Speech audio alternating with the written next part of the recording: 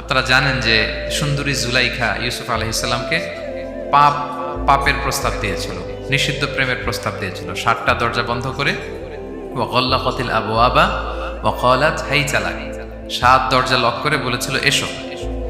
আর তখন ইউসুফ আলাইহিস সালাম যে শব্দটা উচ্চারণ করেছিলেন, এটা গোটা বিশ্বের যুবকদের জন্য একটা মহৌষধ। তিনি বলেছিলেন মাআযাল্লাহ, যেটা আমরা বলে অভ্যস্ত, আমরা বলি নাউযু বিল্লাহ, সেম থিং, একই জিনিস। আল্লাহ, আমি তোমার কাছে পানাহ চাই। এরকম ইনবক্সে যদি প্রস্তাব আসে, এরকম মেসেজ যদি আসে, পাপের কোনো হাতছানি যদি আসে, আমরা সাথে সাথে কি বলবো? মাআযাল্লাহ। কি বলবো? মাআযাল্লাহ, আল্লাহ এই পাপ থেকে আমি বাঁচতে চাই, আল্লাহ আমি পানাহ চাই।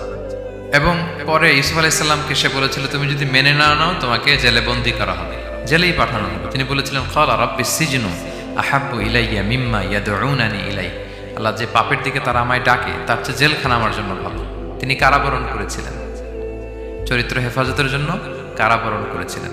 তো এই যে বিশুদ্ধ চিত্ত, এই যে চারিত্রিক দৃঢ়তার আর্কিটাইপ, এই ইউসুফ আলাইহিস সালামের এই গল্প গোটা বিশ্বের সকল নওজওয়ানদের জন্য এটা প্রেরণার বাতিক হবে।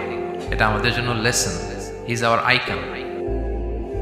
তো 2 নম্বর পয়েন্টটা ছিল চরিত্র আমাদের জীবনের সবচেয়ে দামি সম্পদ। প্রিয় ভাই এবং বোনেরা, আমরা সব ছাড়লেও আমাদের চরিত্রের জন্য আমরা নষ্ট না করি।